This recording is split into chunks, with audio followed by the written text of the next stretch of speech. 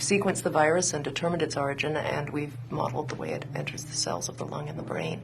And the virus contains both bat and pig sequences. In the bottom right, you can see the dark green is pig and the light green is bat. And here you can see the crossover event, bat, and pig, bat. And here is a model of the virus and how it attaches to its host. The blue is virus, and the gold is human, and the red is the viral attachment protein, and the green is its receptor in the human cells. These receptors are found in the cells of both the respiratory tract and the central nervous system. And the virus attaches to the cell like a key slipping into a lock. Somewhere in the world, the wrong pig met up with the wrong bat. You ever seen anything like this before? No. And it's still changing. It's figuring us out faster than we're figuring it out. It doesn't have anything else to do.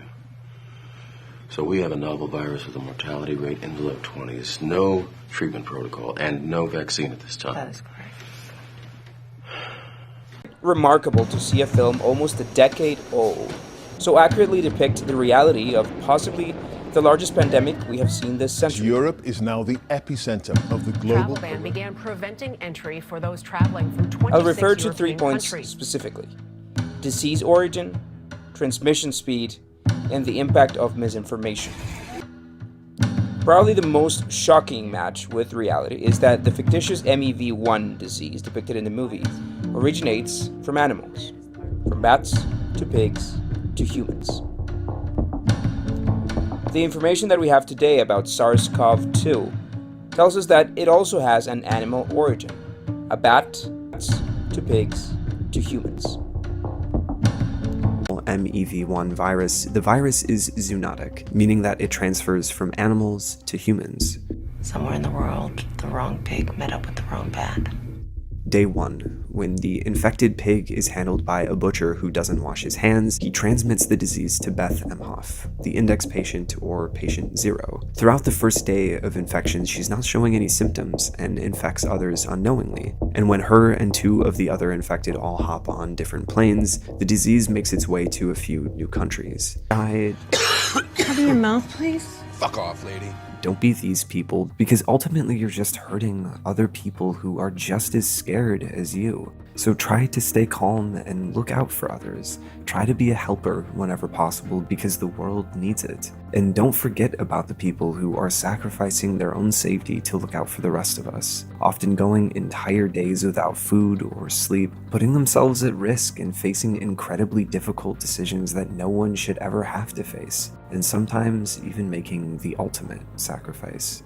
So do what you can to make their lives easier. They deserve it.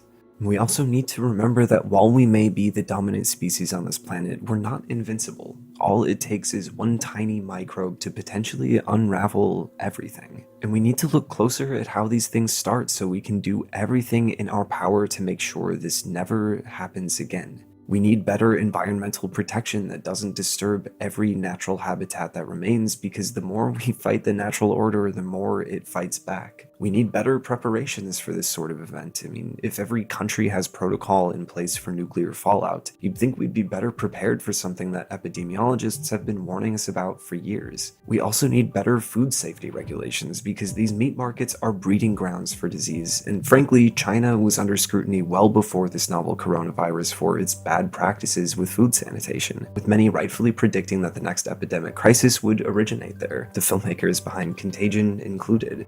They also rightfully predicted the way that the world would act in the face of a global pandemic, where those with privileged information will look out for themselves before ever giving a warning to any of the rest of us, how governments will do anything they can to suppress the truth if it makes their country look bad, how there will be panic and profiteering and a lot of fear and uncertainty before it's all said and done. But the thing that they get correct that matters most for all of us right now is that they got through it, and we will get through this too.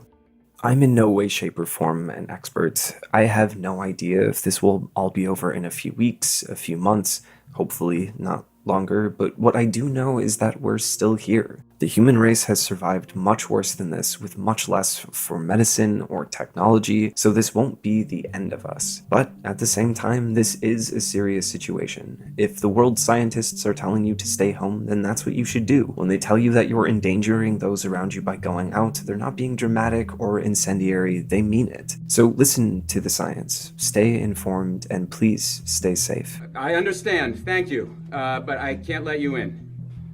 I just not gonna take any chances. If we all practice good pandemic protocol, we can have a severe impact on the scale of what we're looking at here. And the bar for doing your civic duty literally could not be any lower, so you have no reason not to. All you have to do is stay indoors unless otherwise necessary, keep social interactions limited, and self-quarantine if you're feeling unwell. And we just have to wait out the worst of it. And if it does get worse from here, well, we'll cross that bridge when we come to it, and we'll get through that too. But we all can have an impact on our world, and I think now that's more clear than ever before. So I think we all just have to try to make sure that our impact tips the scales in the right direction. And if we feel we can't do much else, the least we can do is to be kind and compassionate. Everyone is being affected by this, some more than others, and kindness goes a long way in difficult times. Anyways, that's my 2 cents, and thank you for watching.